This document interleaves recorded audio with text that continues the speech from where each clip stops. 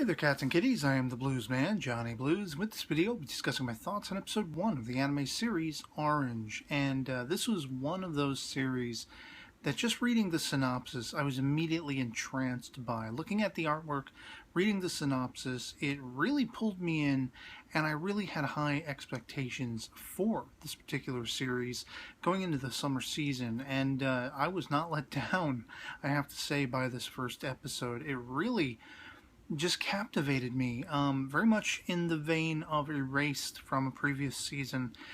This one feels right up there with the sort of ambiance, the, time travel-esque kind of thing going on. I mean, it's a very intriguing premise.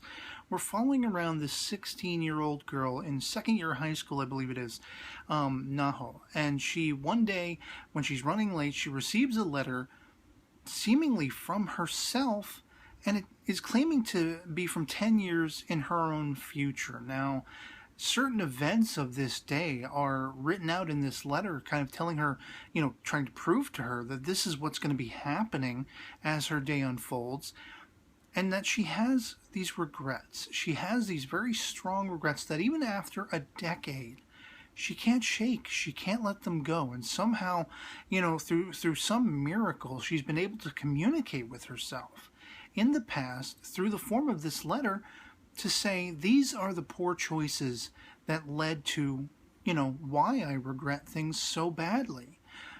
Change them, make different decisions. And it's just so captivating in that, because it all involves this exchange student who is coming in. It's his first day, Kakeru, and the letter professes that she will fall in love with him. There's a whole thing about a sporting event, softball and soccer's going on, and Kakeru apparently is reluctant to play soccer and all this kind of stuff. There's a bond that is forming between Naho and Kakeru, and it's one of those like manifest destiny things where she's told in the letter she's meant to fall in love with him. Well, has this affected her past? Because we do see toward the end of the episode, spoiler warning if you haven't seen the episode, go watch it and come back. For those who have seen it, we see the 10 years later Naho apparently married, and I think it's one of the other friends, Suwa or something along those lines. I don't know if that's exactly who he is, but they have a child. And for all intents and purposes, Kakeru is no longer with them. Something happens to him, and I'm presuming he dies by some means. Some travesty befalls him, and I feel like this is more than just Naho wanting to correct, these small little regrets that she had in school. I think it's leading to a bigger save his life kind of framework. It's just so captivating, as I say, this concept, because, you see a turning point. One of the first things she warns herself about is, don't invite Kakeru with us, with the group, the friend, the posse. And I really love all of the characters right off the bat in this particular posse. I think they all are likable. I think they all have these quirky qualities, and we don't even really know anything about any of them thus far. This is episode 1, and we're really primarily following Naho and seeing more of Kakeru than any of the other characters. We have Azu, who's probably my favorite of the posse, because, she's just so vibrant. She reminds me of a character whose name escapes me from Death Parade. Very vibrant and vivacious as well. Kind of looks like a similar character design and everything. But of course, her family has a bakery. She's like treating everyone to all these different kinds of buns and, an apple cinnamon roll and everything like that. And you see these moments where there's a kinship and a bond, sort of a familiarity, something a little bit skirting the line of romantic interest, even at this juncture between Naho and Kakeru. And it seems like, he is making overtures to her to a point, but he's also kind of reserved. And there was a point when, they're having a conversation about her foot being injured before she's actually asked to partake in the softball tournament. And, I was almost wondering if he's keeping everyone at a distance. It's like he's afraid to get too involved with people And I don't know if I'm perceiving that full on. I don't know if I'm absolutely correct with that, but it would lead me to suspect maybe there's something going on. He is absent for several days or whatever it is, from school, getting, Naho's ire up, like what's going on? Why is he absent? Maybe the letter will explain it to me. And he says he was ditching. So I'm wondering if he is maybe involving himself with something he knows is wrong, and he doesn't want to get, maybe some of these more nicer, likable fellow classmates involved in it. I don't know. That's just my speculation.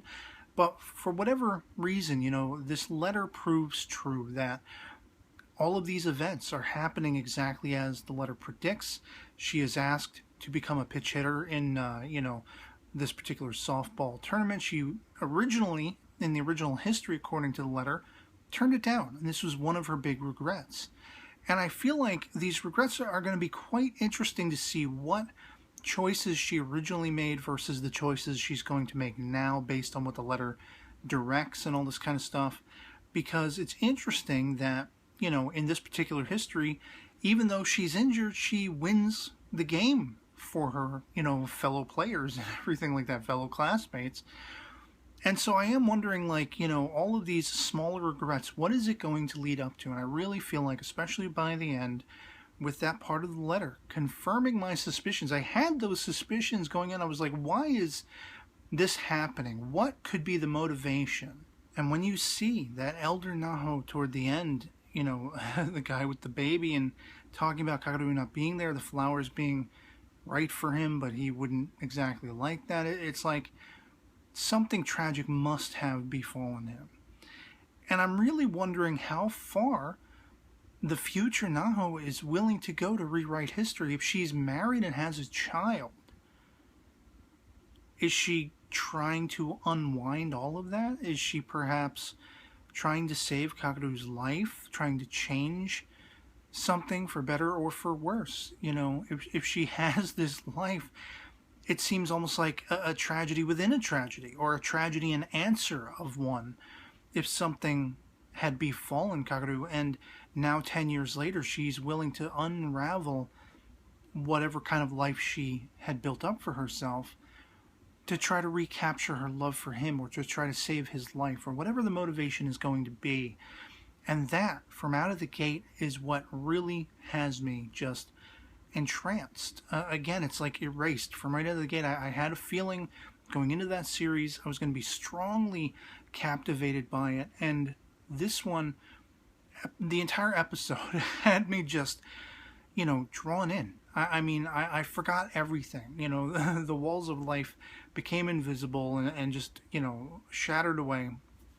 And I was just focused on this episode from beginning to end. And I'm really curious to see what other regrets she has in store, how this will affect her friends. Will she perchance alienate some of them? Will tragedies befall them? It looks like at the very beginning of this, episode, they're perhaps burying a time capsule. And so, again, I'm really just highly curious.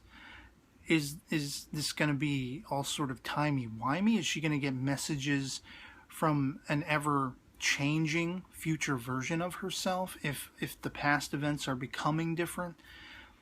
Is this some sort of spirit form of her? Like, do they coexist in the same time period somehow? How did a future version of her get a letter back to the past? Like, things like this are really going to be captivating and curious to see if those mysteries are answered or not, and to see how this is going to play out for her.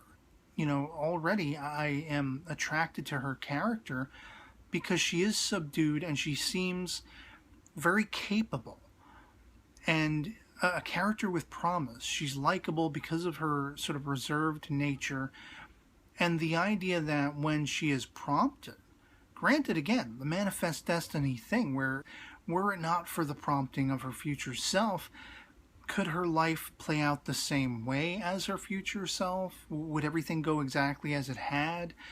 All that kind of stuff. There are just myriad mysteries. and they're all highly intriguing ones. And again, the entire group of her friends, I mean, we only spend a few seconds with each of them, you know, as a group, and then we see them hanging out and having fun all day. They're all immediately likable. There's nothing to dislike about this entire first episode as far as I'm concerned.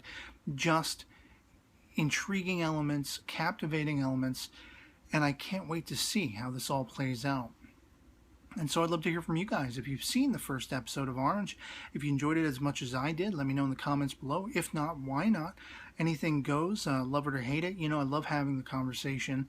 So yeah, otherwise that'll be pretty much it for me on this. Bring on the next episode. I can't wait to see what happens next. And I'll catch you later. Peace.